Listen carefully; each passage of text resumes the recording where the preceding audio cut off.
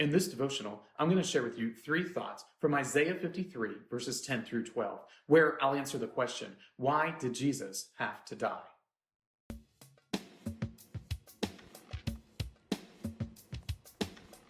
Isaiah 53, verses 10 through 12 says, "Yet it was the will of the Lord to crush him.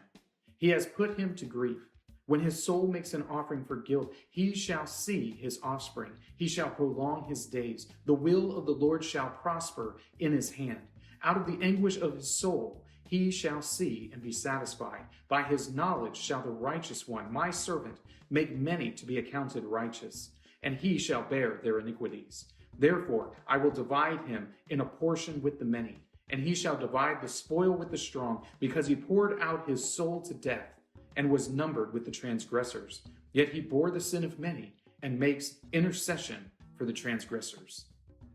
Isaiah 53 is this passage of scripture that talks about the suffering servant, the servant of the Lord who suffers on behalf of God's people. And I'm making an interpretive decision to say that this passage is specifically talking about Jesus. And the reason why is because the New Testament writers referenced this passage to Jesus. So when the servant of the Lord is talked about in Acts or in Peter, when the suffering servant is talked about in those books, it's explained as being Christ.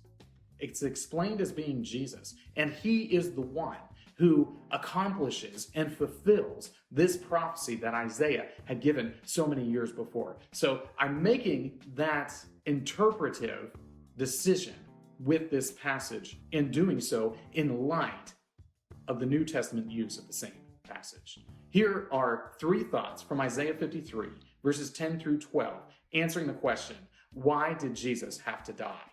Thought number 1, it was God's will. It is the Father's will that Jesus would die. This is played out or seen in Jesus' own experience in the Gospels. When he is in the Garden of Gethsemane, what does he say? He says, "Not my will, but your will be done."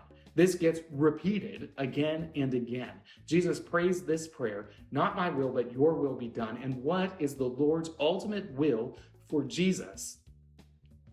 It is that he would die on behalf of the people of God. This is the ultimate reason why Jesus has to die. It is the Father's will that he lose his life on behalf of his people. Thought number 2, to bear iniquities. The reason why Jesus dies is to bear the iniquities of the Lord's people. It is to bear the iniquities of the elect, of the called, however you want to say that. The reason Jesus dies is to bear the iniquity of those who are being saved. Bearing their iniquities means that he takes on himself the punishment for sins he did not commit. Jesus becomes a substitute. He becomes a sacrifice that makes possible the forgiveness of those who have faith in him. Jesus bears the iniquity of all of the people of God when he dies. And he's able to do so because he, unlike us, has perfectly fulfilled God's standards for human behavior.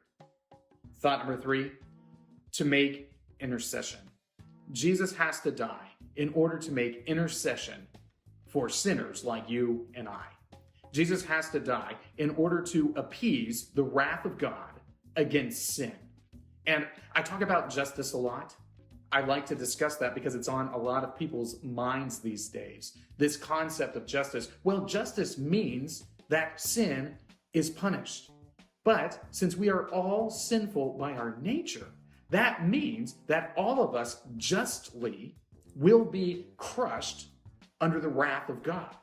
But the Lord has so loved his creation that he has created a remnant that he makes his own, that he calls his people, that he elects unto salvation, that he calls out of darkness and into light. And it is Christ who makes intercession for these people. He bears their iniquity, and he does the ultimate will of God by dying on the cross and becoming the perfect sacrifice for God's people. These three thoughts come from the assigned reading of Isaiah chapters 51 through 55.